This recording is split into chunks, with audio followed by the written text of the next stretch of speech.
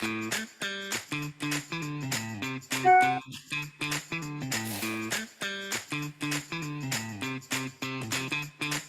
ladies and gentlemen, to season 2 of the Profit Power Hour presented by Profit Coach. So glad to have you joining us live today to talk about mastering maintenance performance. I know everybody in the house today, they wake up every morning and they just dream about running a smooth, efficient, and profitable maintenance company. If that's you, you've come to the right place. And we're thrilled to have you joining us alongside some great panelists, Cliff McHugh and Mike Schrafer. Did I say that right, Mike? Yeah. Is that right? Okay. Just kind of went past the P really fast. That was my sense of how to do it. So jump into chat. Let's get the conversation going here and just tell us where you're tuning in from and one thing that you're thankful for today. I always like to throw in the gratitude. I always believe that gratitude is the key to lasting profit. You got to be grateful for the resources you have before you can maximize them. So where are you tuning in from? What's one thing you're thankful for? And today's panelists, again, Mike Schrafer, president at Heirloom Property Management and a maintenance company and a vacation rental company and a construction business. So we just got to pick one here for you, Mike. But we could have made that a lot longer. And then also Cliff McHugh, CEO of GC Realty. That's a little bit more generic, but Cliff has like 5 operations underneath that umbrella as well. So great to have you guys in the house and looking forward to a great conversation. Stephen Johnson's grateful for air conditioning. Angela, I'm sorry, Jensler from California, the daily grace of God. Agree with that very much. Grateful for another day. And hey, Mike's thankful for me. I love that. Thank you, Mike. All right, folks, thanks for joining us live today. And yes, I'm your host, Daniel Craig, author of the NARPM Accounting Standards, CEO here at Profit Coach, and we help property managers expand their entrepreneurial freedom by building highly profitable, self-managing companies. And the thing I'm thankful for today is an amazing wife, 3 beautiful kids, and maybe, no, the baby's not going to come that soon. We'll probably have one more webinar before the next baby comes. August 9th is the due date. So excited about number 4. All right, questions. If you have them today, drop them in the Q&A box. I do monitor chat, but it's a little harder for me to pick out the questions in the middle of the commentary. But this is about you, all right? Mike and Cliff have some phenomenal experience. And I'm going to be honest, I know these guys, they are successful and they've also made mistakes. So they're relatable. And you guys, I know, have a lot to learn from them. So dump those questions into the Q&A box and we will answer those. I'll keep an eye on that. I'd love to answer those as we go along here. Great showing today. Looks like we'll have well over 100 joining us live. So look forward to great conversation and chat. You can disagree, heckle, and banter amongst yourselves in the middle of the conversation and chat. We always love the second show that happens in chat. All right, we're talking about mastering maintenance performance, and we're kind of deviating from the general fare here, which is PM focus, but same principles still apply.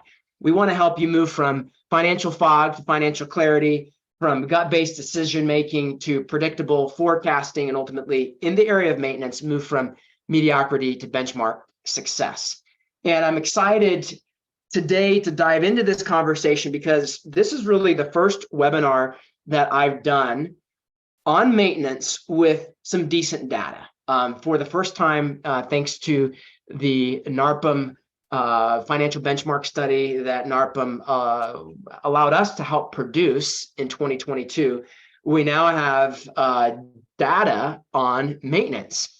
This has been a long process of getting the NARPM chart of accounts in place and helping people actually split out their maintenance activity. And then now we have the opportunity to have analyzed that, and we're going to talk about that in just a moment. I'm going to go up and throw a poll here to get a little bit of a sense of where we're at as an audience as it relates to maintenance. And the question here is, what is your greatest maintenance challenge today? What's your greatest maintenance challenge? I'm just going to throw that poll up. And while we get some results on that, let's go to Mike and Cliff. I'm going to start with you, Mike. Just tell us a little bit about your background in property management, how you got into maintenance, challenges, big lessons, just at a high level. We'll dig into it more as we go here, but give us your story of maintenance.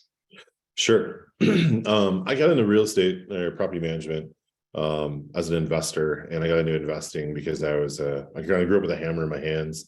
I've always been a hands-on person. Um, That wasn't not like with your siblings. That was like, but yeah, just I grew up just making things. I've always been a tinkerer, and I like to try and make new things. Um, I I started doing that pretty early, and so we started doing remodeling, and then we started a management company. And so maintenance construction has been a big part of our business since the beginning. Made lots of mistakes, as our maintenance or management company came to be. We started in 2014 and with about 100 units, and now we have like 800. And there's been a lot of fits and starts as we've grown through that, but we've always worked kind of maintenance forward, and it was a necessity in our market because we were a lot of old housing, so they're a lot more maintenance prone, so we had to figure that out from the beginning. And I was bent that way from the beginning, so that's been kind of my experience. I miss the tools though. I haven't been I have a mentor that told me I had to stop doing everything myself, and that was like 2017. And so in the last 6 years, I gained some weight and miss my tools. But yeah. Did you have any boys, Mike? What's that? Do you have any boys? I don't know. Okay, all right. I've got one, and he's bringing the tools back into my life in a heavy way. So, all right. Thanks for the overview. We'll dive in more here. But I guess maybe before we go on, like, were there any major inflection points or moments of crisis or moments of breakthrough in your maintenance experience? Yeah, I think that it's similar to a lot of different startup businesses and things as you get going with them. The imposter syndrome and charging what you're worth and really learning the market and like doing a good earnest price shopping of like what it costs to get something done in the market. I didn't really have a really great knowledge of that because I'd always done it kind of myself or did it my way, and really seeing like what a person that if they lived 500 miles away and had a home here that was managed, what they would be able to find and have to pay to get something done, really informed like what our work was worth. And yeah, and I feel like that trope is really common in the property management space as people raise their fees and learn what their property management service is worth. Same kind of experience I think in maintenance happens too. Awesome. Okay, Cliff, your story, breakthroughs, crisis points. My story, I guess, starts with the housing crash in 2008 and then coming into it on the investor side. And I bought a bunch of distressed assets, and so we were doing a lot of rehab and fix and flips and hold for rentals.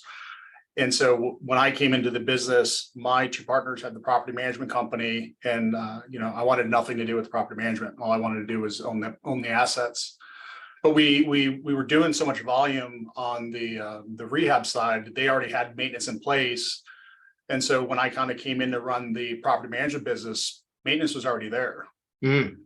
So when I came in and started running things in 17, I had to figure out the property management side of the house and maintenance at the same time. And so throughout that, it's been a learning curve of how do you take something that was small and try to get to scale and implement all these systems and processes. Yeah. What's been, just keeping it real here, what's been the biggest challenge for you on maintenance to date?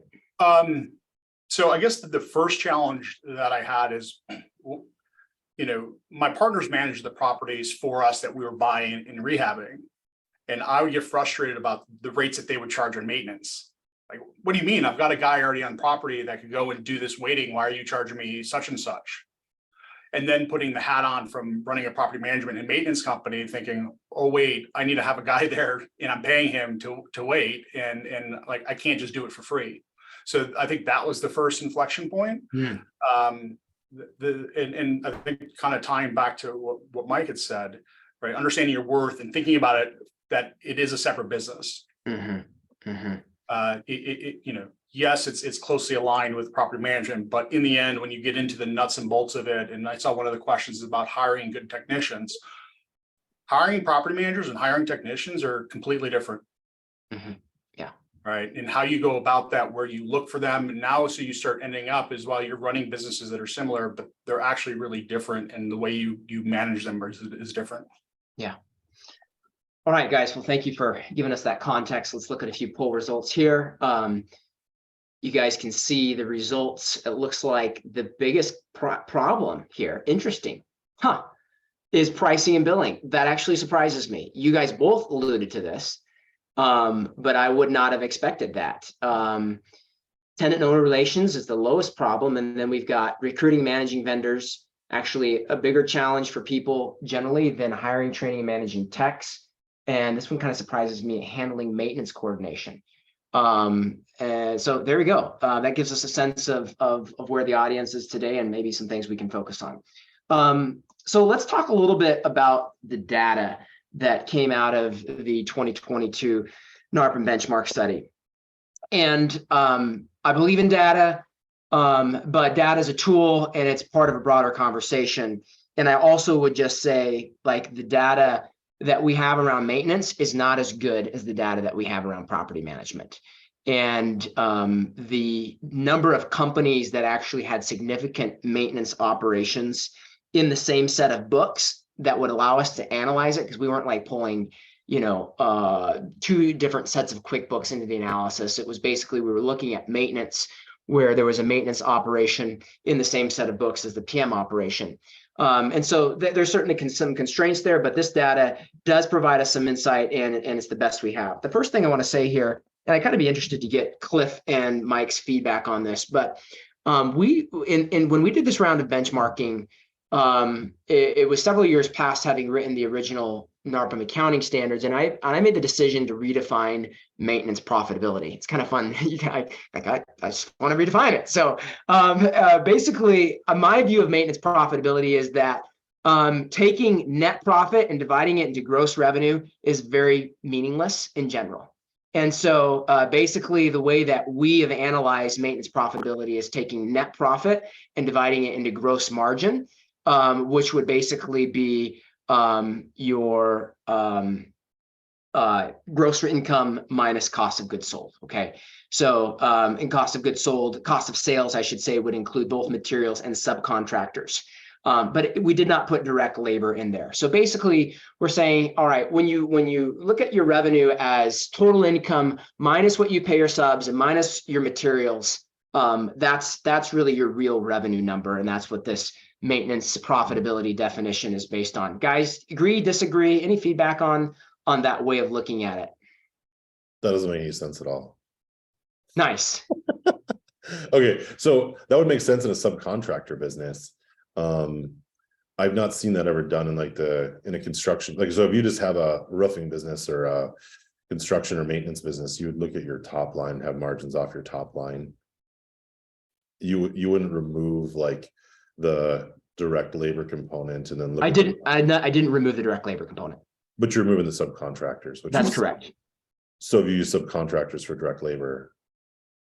Yeah, and the challenge here, good feedback, good pushback. The challenge here is that we're trying to create parity across different models. And so in some models, if you're doing a lot, basically we're trying to create parity among businesses that are generally doing the work in-house. And that's why we backed off the subcontractors. So good feedback. Yeah. Okay. What'd you say, Mike? I guess I'd have to understand it a little bit more. I feel like every maintenance business is probably going to have a mix of vendors, sure. and I look at both of those as just direct labor. One's just subcontractor and one's in-house labor. Yeah. The challenge there is that you can have much higher revenue volumes if you're running basically everything through your maintenance business. But that's not really like basically some businesses will run everything through their, all their third-party stuff through their PM and just charge a markup. And then others will run it through the maintenance business and relabel it with invoices. So that's what we're trying to create parity with. At the end of the day, this is the data we have, and we can look at it both ways, but good feedback, a great conversation live. And so if we look at it basically as net profit divided into gross margin, Here are the profitability numbers. And you can see basically there's a massive, massive spread in terms of what's possible and what's done, again, measured as maintenance profitability as a percent of gross profit. On the low end, the bottom performers, the lowest 25% of profitable companies, least profitable companies averaging negative 36% profitability on maintenance. Like, this is a real thing. Like, there are a lot of companies that just don't make money.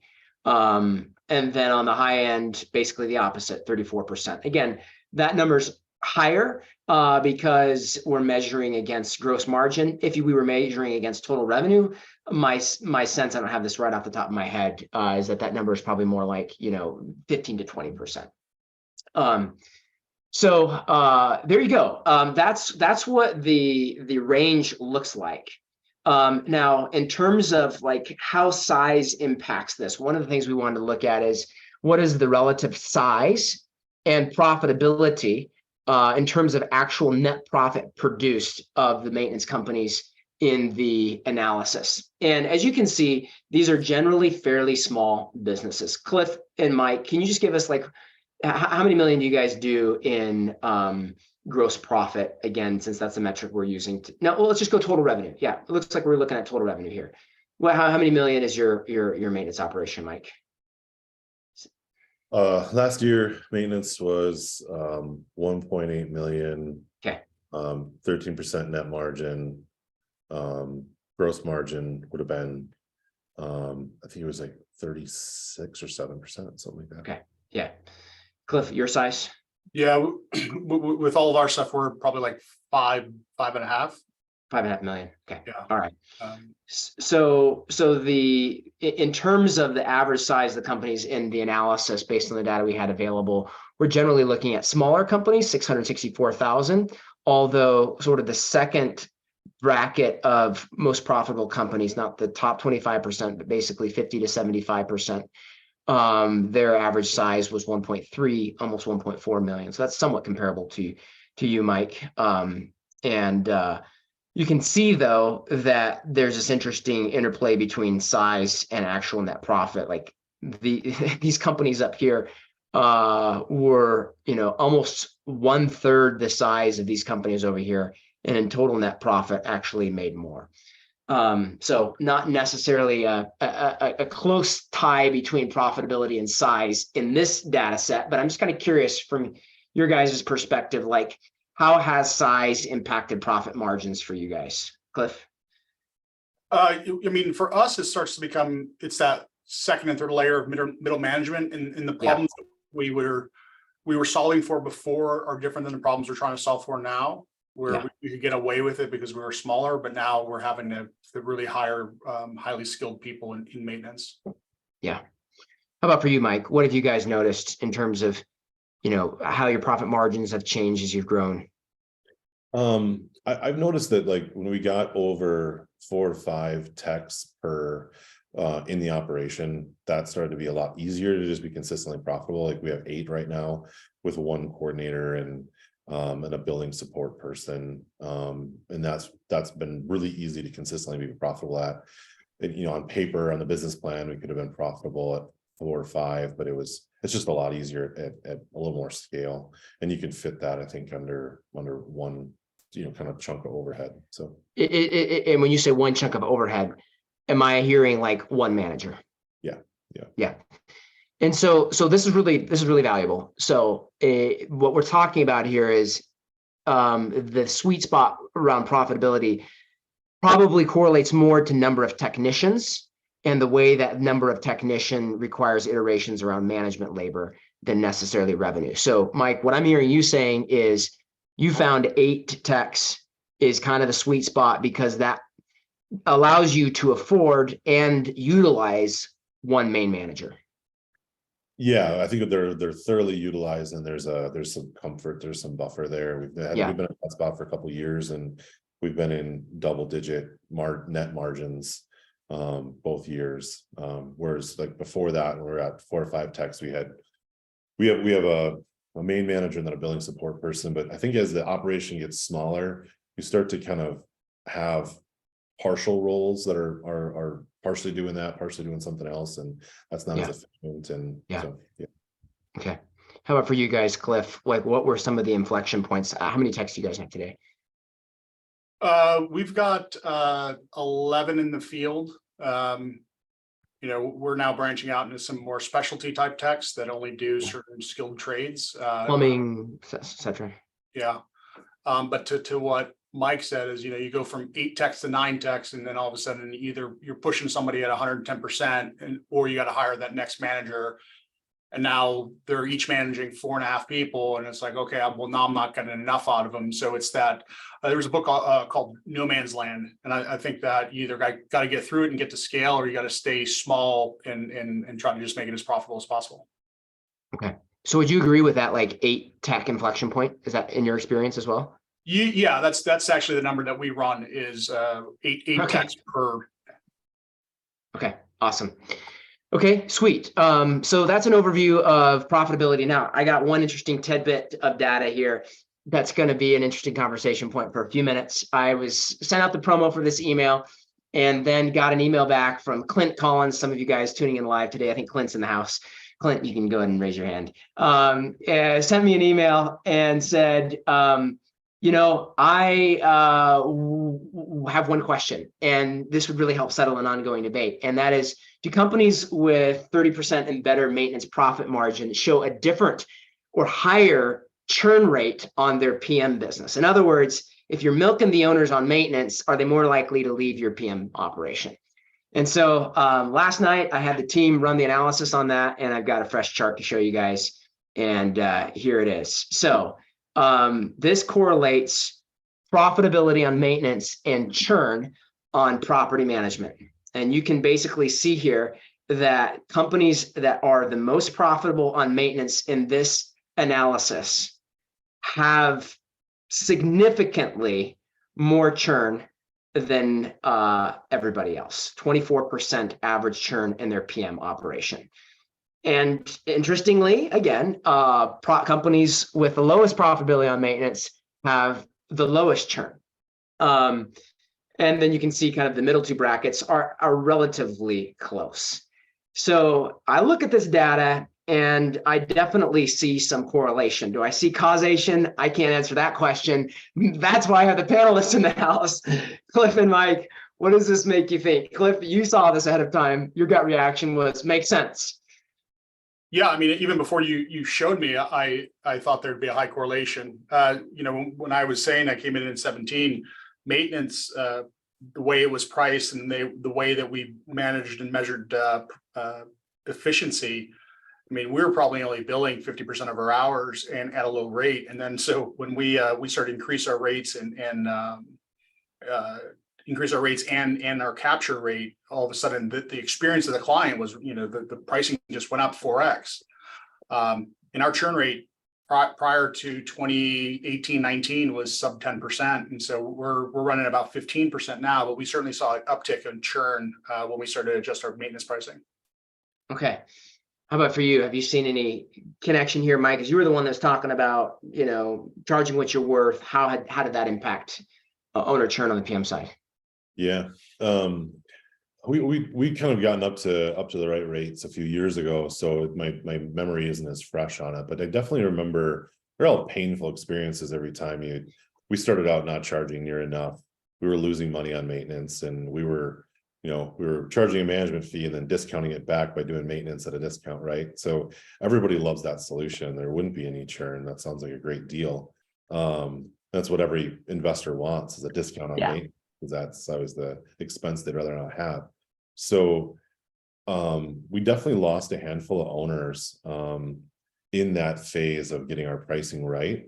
But then it stopped. And our churn's very, very small right now. I mean, I think in the last year we lost 10 units out of 700 some. So really just not much at all.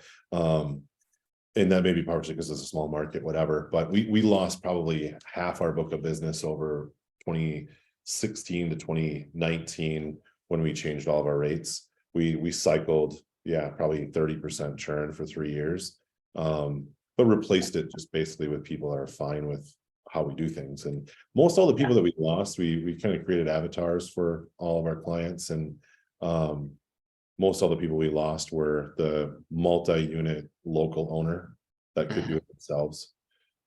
They seem to have the hardest time with paying full retail price for maintenance. Yeah, I think that's right. Like we experienced the same thing. The multiple unit owner that either had, they did the construction on the property to begin with. They're very familiar with how they got it done with maybe chucking a truck or the Home Depot guy. And when they start to see what real rates look like, it's significantly higher than what they were used to. Yeah. I think the thing to remember in all of that is, chucking a truck can do it cheaper. He's just not predictable or scalable. And that is what you guys are offering, is a predictable and scalable maintenance solution. And that costs something different. I think it's also interesting to note here, guys. I was just looking at I've got my benchmark guide right here, and the average churn rate in this cohort of companies that have maintenance is 19%. And that's exactly what the industry average is 19.5%. So this overall spread is very representative. And it is interesting to note that the people over here are on the high end, and this is average, and this is closer to the benchmark. But what I'm hearing you guys saying is, hey, yes, you will have churn, but ultimately, and this is kind of why I wanted to spend a minute on this. What is the alignment? What is the point of alignment, and how would you express the value proposition that articulates the point of alignment between a successful, profitable maintenance company and a successful and profitable investor? Does that make sense? Like, how would you articulate the win-win there, and how you think about pricing? Do you care about the investor winning? Like, obviously you do. How do you guys articulate that there and bring alignment and synthesis between those two things that I think sometimes we perceive maybe are fundamentally, in tension? Yeah, I'll dive in. So I started as an investor, and I had that same tension right away. But I found a way through it because of the scalability aspect. And we've kind of learned that our ideal client is someone who's made $1 million and they're on their second million. This is one of many things they're invested in, and they appreciate the time. And those investors are great. We try and really qualify that on the front end, and we're pretty transparent with cost of maintenance on the front end. Mm-hmm. And I don't know, I have a few hundred units in our market, and I pay full price, just the same as a really big investor. I don't get any deals. But I find it is your maintenance operation though, Mike. You're paying full price to yourself. Just gotta say. True. Okay. It makes sense. No, I was just teasing you. For us, our stated thing on the marketing side, on the front end, is our goal is to be 5 to 10% below what market is. And we define market as if they picked up the phone and started calling people out of the phone book. Mm-hmm. We should be able to beat those prices. Mm-hmm. And that works. And I mean, is that working? Yeah, I mean, from a profitability, from a margin perspective. Yeah, I mean, our issues is more around large ticket items where we don't have expertise in house to be able to say, hey, that's the right fix versus the wrong fix. Yeah. Okay. Awesome. Okay, let's go to some questions here. Again, we're getting some great interaction here in chat. Thank you, everybody. What advice do you have regarding hiring good technicians? We're just going to dive right into some tactics here. You guys articulated, hey, this is way different than hiring PMs. Thoughts on finding good technicians, and what is a good technician? Like, the nexus of culture fit and skill set. What does that look like? Sure. If anybody does the culture index or predictive index kind of monitoring, there's 3 profiles in there that are ideal. They'll train you on that, and you'd already know that. But what they end up being is most technicians are people. Can you share can you name those 3 profiles, Mike? Yeah, one of them was the carpenter, and one of them was the I know the people and I know the profile shape. I'm trying to forget to add the name that they call it. Sure. Specialist is one. Okay. Yeah, but they end up being they all end up usually being people that are low social ability. They don't have great communication skills, which is always one of the challenges we have in maintenance techs, and they typically like to work with their hands instead of like things instead of people. That's the kind of people that typically gravitate towards that work. And so they're not great communicators, big talkers, and they like to wake up every day and have every day be the same. Like every day they want to make the next day do the same thing a little bit better. And so it's very different, I think, than a business owner in that sense, where they're fine with driving around all day in a van and talking to 4 people. Or nobody. Ideally it'd be nobody if they have a choice. And it's a very different kind of individual, but they can be really great and worth their weight in gold, but they're sometimes hard to find because they're not very social type people. They're not and that part of them will not be their best asset. It'll be probably their worst asset. So when you interview someone, you measure someone on that front, that won't be their best showing for sure. You're not going to find them on LinkedIn. No. Where do you find them? About half of ours have been word of mouth. We do some incentives that way. On Indeed, that works too. But it's kind of a 50-50 there. You find just as many that don't fit there as well. We find a handful. We're all of our people are branded. We have branded vehicles and stuff like that. And I think partially kind of our incentive program with our techs, like what people walk up to someone in the aisle at the store or something like that, and we just try and capture a lot of that stuff. So yeah. Love it. How about you, Cliff? Any thoughts hiring, finding, training, managing techs? Yeah, the question just ballooned there. Yeah. So yeah, I'll agree with Mike. We also use the predictive index. Word of mouth or referral. I mean, you as Danny said, you're not going to necessarily find these people on LinkedIn. Even Indeed can be problematic. So it's getting referrals from people you know. Even if we see somebody doing good work and we're out in the field, we'll stop by and either try to recruit them as a vendor or tech. It's a more grassroots approach as opposed to just posting jobs and waiting for people to show up. Did you say you're actually finding people in the aisle in Home Depot, Mike? Did I understand that right? Yeah. That's awesome. The more they find us, they ask a question, they see the heirloom sign, they're like, how's that company to work for? And what your employee says uncandidly right there, if they love it, you're gonna have referrals. And if they don't, well, then you're never gonna know, but you probably won't have referrals. Yeah. Okay. Awesome. Jake's asking, hi Jake. Thanks for being on today. You are suggesting that tech management ratio should be 8-to-1. Is that one manager and one billing assistant, or does the manager address all billing as well?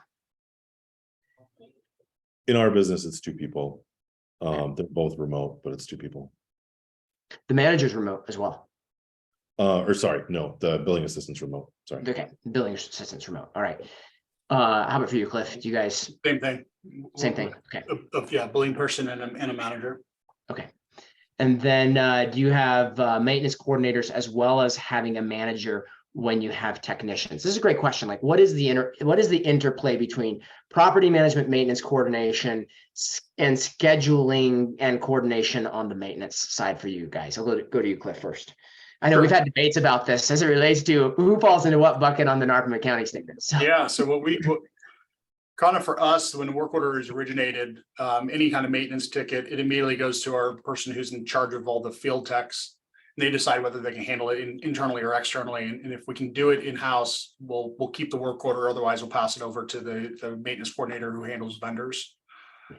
We've found that way, if we're driving forward, trying to increase our internal work orders, they get first crack at everything. And then they know of the stuff that they're passing off for new skill sets that we need to hire for.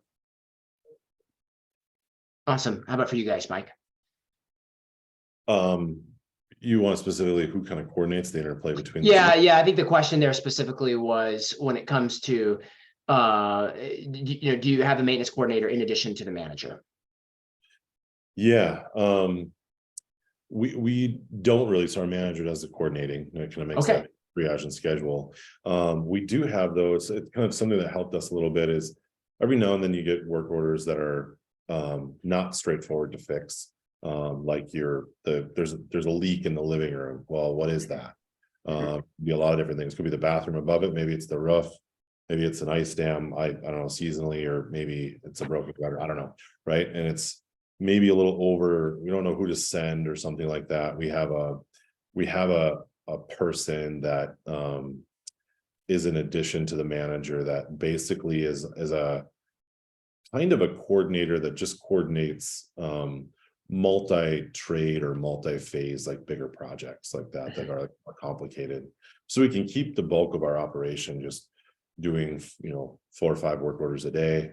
And they're churning through the volume of the work, and we don't let the one work order that gets everything stuck. That's where we have a person we send those to, basically. That's awesome. Okay, let's hit a little bit more data here, and then we'll go for a few more questions. So one of the big questions for any analysis around financial performance is labor efficiency. And so here what we're looking at is labor efficiency defined as your direct labor being your techs, your any kind of in-house coordinators assigned to the maintenance operation, divided into your gross profit, which would be revenue minus subcontractors.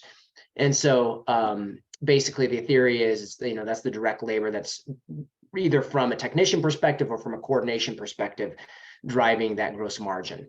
And so you can see what the numbers are here. And this is interesting that it's, the top performers are significantly less than what we see on the PM side of things. So just when it comes to maintenance direct labor efficiency, we're looking at 2.73, which means $2.73 of gross profit for every dollar spent on direct labor, technicians, coordinators, etc. Average is 1.85. And this, again, really rings true with my experience coaching companies. Generally, companies that are doing okay are over 2. I honestly, like, over 2.5 is kind of unusual, to be honest. And so this would certainly be top performance. Over 2 is strong. Just as a comparable, again, on the property management side of things, the top 25% of most efficient companies are looking at a 4.0 labor efficiency. You're just not going to find that in maintenance. At least we're not finding it in maintenance. So basically, I think the other metric here that I would just point out is what we call maintenance total labor efficiency. And that's when you take everybody in the maintenance operation, management labor, maintenance coordinators, billing assistants, everybody, technicians that you're paying payroll to in-house, you divide that into gross margin, and total labor efficiency comes out to around 2.0. And so that's equivalent to saying that if you want to be in the top levels of efficiency and profitability, you're going to spend around 53% of revenue on all labor. That's what the data is telling us. Just curious, guys, Mike and Cliff, sort of your gut sense around labor efficiency and what you are internally targeting. That's actually awesome data. I think I spoke at NARPM. Hey, that's nice. After the first 5 minutes. All right. No, I appreciate the candid feedback. No, like I crunched all this stuff out and I had my presentation 2 years ago, and we were at 2.5. Okay. And so I thought that was like an appropriate place to shoot for, and looking at all the big numbers for PM, but this seemed a lot more appropriate to be around 2.5. That was kind of fit the market and stuff like that. So this kind of shows that that's a pretty good goal. Yeah. For us on the DLER number, we go between 2.3 and 2.9.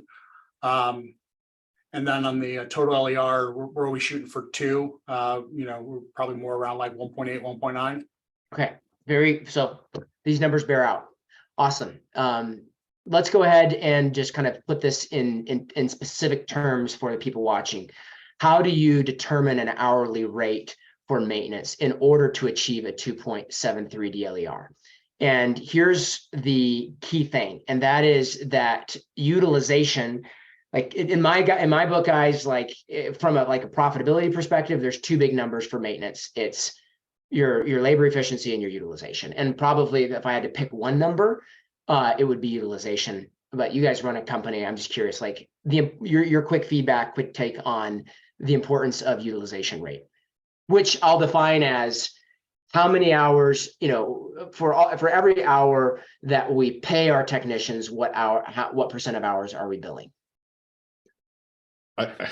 This may not be a pretty answer, but I feel like the market can afford and bear some sloppiness or inefficiency in that space, and so all of our people basically, when the wheels turn, the clock starts, and they travel time to the job, and the time at the job is billed to that job, and the travel time to the next job and that one. So the only time you're not billing the 40 hours is for the company meetings, and that's really your pension around culture and some of that stuff, and they're also their time to do receipts and stuff like that. So we typically shoot for 2 hours, and most guys don't even need 2 hours to get all that stuff done in a week. So they're billing 38 out of 40 or 38 and a half, which is always in the 90s.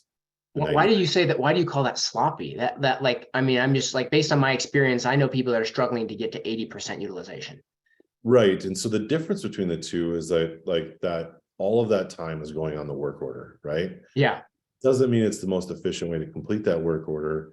And that person that's only billing 80, it's because that tech's doing something else in between, something here or there. So like if our technician has to stop by the shop and grab a tool to do that work order, well, that time's still going on it, and we don't pull it off or something like that.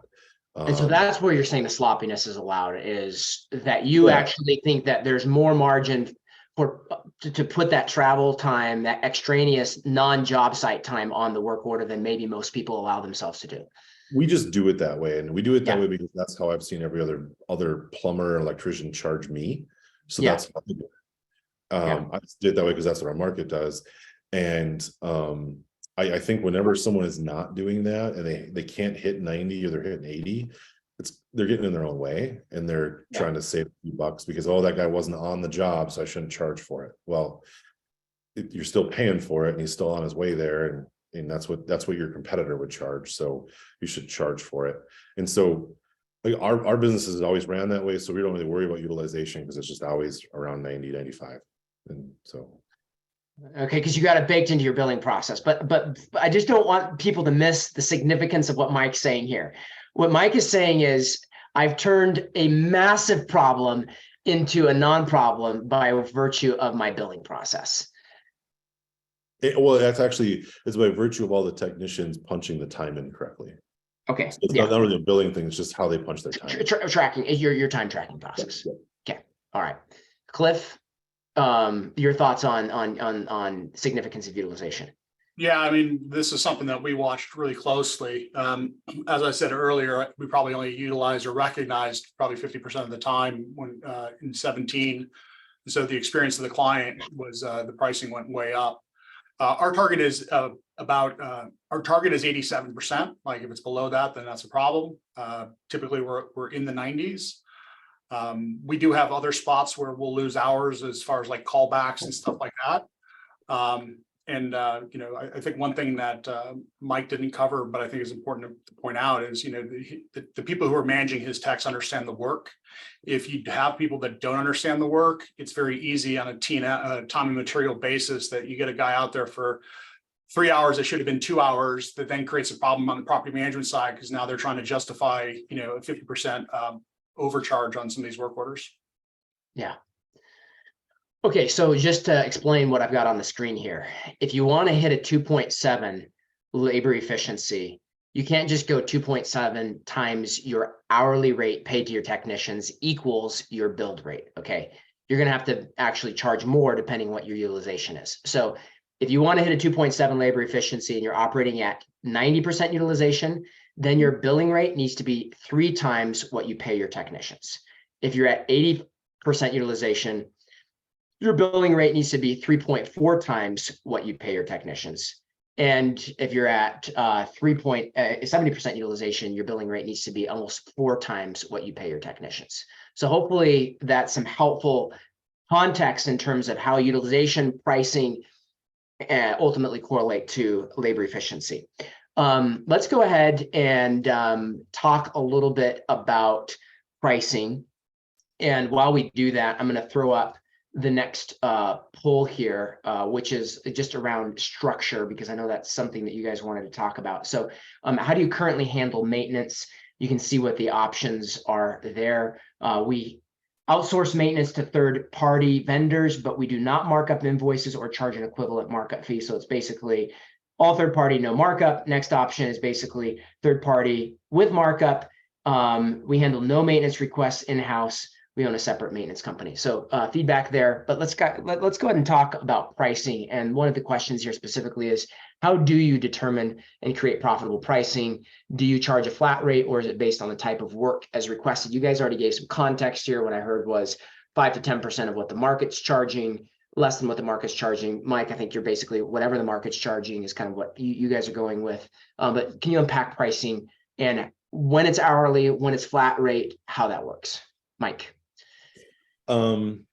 We kind of have a similar model to Cliff, where we try to be just a little bit under the markets that were appropriate and not ever like gouging anybody.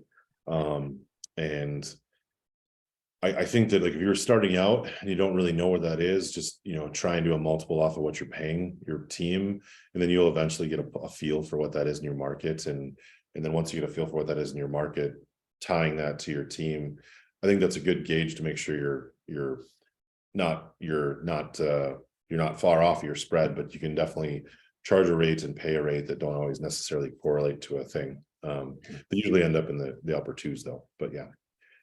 In terms of the multiple, like, do these resonate with you? Like, what multiples are you using? So I think when you're like getting starting at you pay a guy $30 an hour and charge $90 an hour, or charge $80 an hour, or something like that to hit your multiple. That makes sense. But you know, in Denver, it might be 120 an hour is going rate. In my city, it might be 60.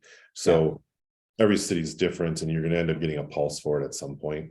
3x is a starting point, is what I'm hearing. Yeah, this is a starting point, and then you'll see where you can land, because you need to pay enough to get competitive, to get good people, and then you need to charge the right amount for your market. And sometimes those things just don't match the way you want them to. Just on that note, like, I know this is market specific, but still anecdotally, like, what do you view as that range that you need to pay to get good people, Mike? I think it's hard work to run a 2.5 plus. I don't think you just do that out of the bat, because you gotta build that team of quality people at the right rate. So yeah, I was asking, like, actually, what are you paying your technicians as what's the range that you think is enough to get quality people? Sure. Yeah. So we do a spread. So we have our highest technician is 32 and our lowest technician is 20. And that has helped us keep our average in line. So we have a couple really capable technicians that are in the 30s or low 30s. And then we have a couple very entry-level ones that can do a lot of that kind of work, and they're 50% cheaper, you know, or whatever. And that helps us keep our margin in line. So yeah. That's great. How about for you guys, Cliff? Just, you know, maybe speak to the flat versus hourly pricing. Sure. How's that work for you? Yeah, so I mean, one of the things that we really focus in on is on pricing. And you know, I think that like other businesses, you know, a cost plus margin can be problematic, and so you really got to understand what the right time to task is on some of these things. And so for us, you know, on the flat rate stuff, we end up having a much higher internal billing rate. So like if we did a hot water tank and it was whatever $1,000, we end up being higher than our normal standard billing rate, because we know what the market would be for something like that. So we can do it at a higher rate. And so we're always looking for those opportunities of where can we charge above what our normal stated rate is, based on the flat rate. And then on the hourly side, again, it's trying to really watch out for not getting way above where market is, but charging what's appropriate and understanding that. And so are you guys basically, do you have a set price list on like your standard flat rate jobs that we know we can do on a predictable basis? Yep. Okay. Yeah. It's not like on the flat rate side, it's not a ton of jobs. because even on some of that flat rate stuff, there's some nuance to it. So Mhm. we have a good sense of where that's at. And the flat rate ends up coming up more on, scopes that have a variety of different things, because we want to lock in some pricing for the owners, as opposed to like constantly having to go back and say, oh, well, we came back significantly higher than what we thought. So it forces our team to be more accountable on pricing. Awesome. Mike, you raised your hand. Yeah, I was reading some in the chat, and I guess this is a philosophy I have. Is like someone was saying, how do you charge $100 an hour for the 3x to how's an investor okay with that? That's what a plumber costs. That's true. I feel like there's some opportunity. So the way we run our business, maybe this isn't right, maybe it screws up the numbers, but I think the signpost is that hourly rate. So in our market, it's $60 an hour for maintenance, $70 an hour if it's plumbing or electrical. So we charge a split price so that we can charge a little bit more for those more expensive people. We charge a trip fee. We charge a minimum 1 hour fee. And then we also have a pretty healthy markup on materials. And those basically just to lower the hourly rate, the signpost item. So if I charge $60 an hour, no one really asks like, well, how much is the markup of materials? But there's an opportunity for some margin there. And so I look at it as net margin in that department, and materials are an inanimate object that you can add some margin to, so you can bring your signpost item down. Same thing in property management. We don't do property management at $220 a unit. We do it at 99 or 119 or 7 or 8%. And then we have a bunch of other fees that bolster that. And so there's some opportunities to bolster that, so that you're not charging $100 an hour. So I think there's a little more science that can go into it to really get it to really good profitability. That's great. Quick question came up here. Are we talking about FUTA and SUTA in the 3X? When I'm giving the multiple, I'm giving times gross wage. So it'd be what they pay the techs hourly times a multiple of, and I think we're in the 2.5 to 3.5 range. And then guys, are you paying hourly or salary? Salary. Hourly. All right, thanks. Okay, awesome. Let's go ahead and talk about structure here for just a second in terms of business structure. I'm going to throw up the results to that in just a second. Before we get into that, I just want to give some, before people have to leave, what are some next steps? We're going to cover a little bit here more in a moment, but question from today is like, where do you guys stand? What is your performance on maintenance? What is your utilization rate? What is your labor efficiency? And if you don't have clarity on that, I would encourage you to get the NARPM 2022 final financial benchmarks guide. This is different than the free financial performance guide on their website. They basically said, Daniel, we'll do a free one, but there needs to be a version that's just for NARPM members, and it has to have other stuff in it. And that other stuff is all this maintenance data. And so if you're an NARPM member, you can go in, log in to your portal and go to narpm-accountingstandards.com and pull up the financial benchmarks guide. It's free to you. If you're not an NARPM member, well, you should be. And so simple as that. And this will be worth the fee. And so next steps, define your optimal monetization structure. We've just been talking about that. Really great input from you, Mike. I like the signpost versus ancillary fees. A lot of great input on pricing today. Thank you. Define your DLER target and your utilization target. We've been talking all about that. And we'd love to help you get clear on what your biggest opportunity to improve your maintenance performance is. And so I want to just invite you to schedule a financial review call with our coaching team to help you discover how your maintenance operation stacks up to the 2022 NARPM maintenance benchmarks, understand your maintenance profit potential, and then define 2 to 3 steps you can take to eliminate financial fog from your business in general and dramatically improve your profit margin. So if that would be of interest, you got to give us your numbers. So send us your P&L for the last 12 months. We'll do some internal analysis, and then we'll jump on a call with you, help you calculate some key maintenance metrics compared to the benchmarks, and then hopefully provide you with 2 to 3 next steps you can take to eliminate financial fog and dramatically improve the bottom line of your overall operation by at least $50,000 per year. So if that would be interesting to you, I'm just going to go ahead and throw out the offer to have a financial review call on maintenance with our team.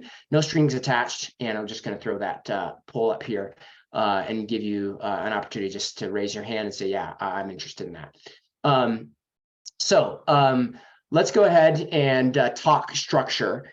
And Mike, when we were in the green room, you talked a little bit about just like understanding maintenance as a separate operation. I'm going to throw in some results in terms of like what structure people are using, but what's your feedback here in terms of structure and what people should consider as it relates to their business? Should they do a maintenance business, and how should it be structured?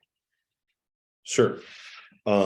I was kind of making some notes on this. I think it's a fun question. And I feel like everybody that has questions around maintenance comes from a different space. And I think those are more relevant than sometimes we give them credit. So, because we only know what we know, so we don't know the differences.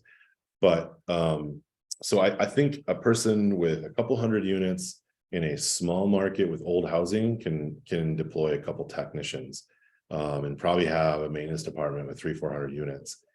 I think if you are in a large market and where you have lots of options for vendors, that's probably not the best idea. I think you probably need to get probably double that size, or if you have newer housing, aka housing built in the last 40 years, you probably want to get up to 800 to 1,000 units before you really have a full maintenance department. And that's largely because of the age of the homes and then the pool of vendors that you have in those different size markets. So the number of units to when you do maintenance is, I think, corollary to the market size and the age of the properties you manage. That's really helpful. Did you just kind of talk a little bit about like vendor availability there as well? Sure. Yeah. So I'm in a market that's like 150,000 people. And just after a while, you kind of get to know a lot of them. You always find some new ones, but I don't actually operate in a really large market, but I always assume that there's exponentially more to the same as the population in a much larger market. And so in a smaller market, I don't think that I think that we'd have a really hard time trying to execute our maintenance without in-house technicians. I don't know that we could get it done. I don't think we literally could.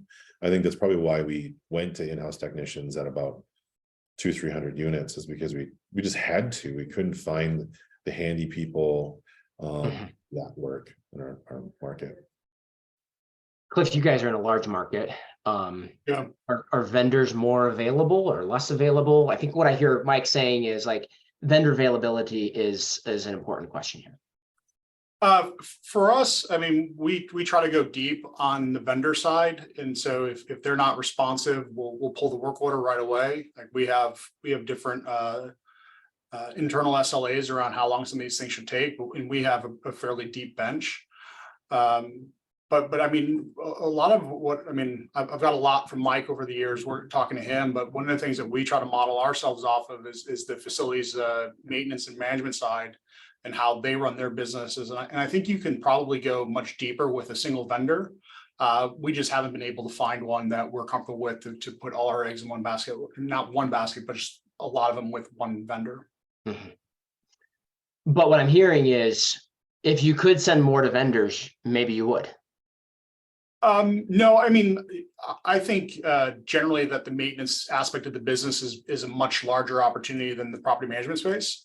Mm-hmm. And so for us, getting that labor and controlling that labor is the long-term strategy for us of how do we get to where we're trying to go.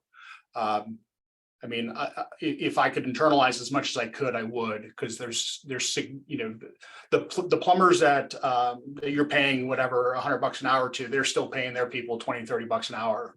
Mm-hmm. So they just end up having significantly higher margins than you do. So mm-hmm. if you can find a way to get those people internally and keep them busy, you can mm-hmm. do very well with that. When you say that you think the maintenance is a bigger opportunity than property management, you talking revenue, profitability? What do you mean by that? Well, I mean, to your point earlier, right? Profitability, I think you do end up having a cap, right? You're probably not going to run 35% profit margins on it.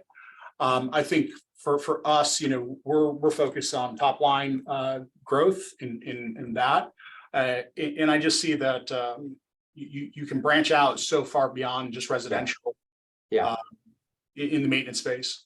Yeah. Okay. It's a hard nut to crack, and if you can do it, There's money to be made. Awesome. All right. A few more questions if you guys have a couple more minutes here. Is your maintenance company under your PM company, or do you run it as a separate company? Quick answer. Cliff, It's the same. Mike. For us, it's legally a separate company. In our PMA, it says that we pass through maintenance and we favor this company. We disclose everything about it so that we don't disclose an exact margin or markup, and that's approved by our state. So in our PMA, it says that we don't mark up maintenance. We hire this other company. We exclusively use them, and they're 100% owned by us, and that's a benefit because we control them. And then what they charge is what they charge. So we just disclose charge rates. We don't disclose markups and margins and all that stuff. So. Got it. Do you, Michelle, tactical question, good question, Michelle. Do you have a daily safety kickoff meeting with the techs? And is that figured into your utilization rate? My understanding is that's not something that you're counting as billable time. That's actually new for us. So separate to everything I've talked about today, we have another 20 technicians on our construction team doing a large remodel. And we got into some bigger stuff and got tangled up with some projects that OSHA likes to look at a little closer. And so that spilled into company-wide safety meetings and training and PPE and all that stuff. And so we've been doing that monthly. Okay, monthly, got it. For Matt Johnston, hey Matt, I hope Gulf Coast is going well for you today. Is anyone charging a service charge? We are not. I charge 3% or $6 minimum shop fee, shop supplies. Yes. Okay. All right. Any advice on finding and keeping good maintenance coordinators? Quick response. You got to hire the right one first time. Are they global, Cliff? Well, you got to hire the right one the first time, and we do global talent for that. Yeah. All right. Thanks. We'll go with that. Dakota Hicks, for you, Mike, do you include the trip charge in addition to the 1 hour minimum? The 1 hour minimum is if the travel there and the work order all get completed in less than an hour. So everything punched in by the techs, if they drive there, do the work, and it's 52 minutes, we're going to charge an hour. So yeah. Okay. All right. Any advice on how to actually go into a question that came in earlier? For a small new company, would you say, what would you say is the catalyst for bringing maintenance in-house versus contracting it out and marking it up? I actually think you kind of answered this one already in terms of size and market. So thank you.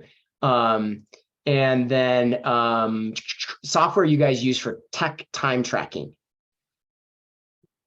Ours is internally built. Come on, Cliff.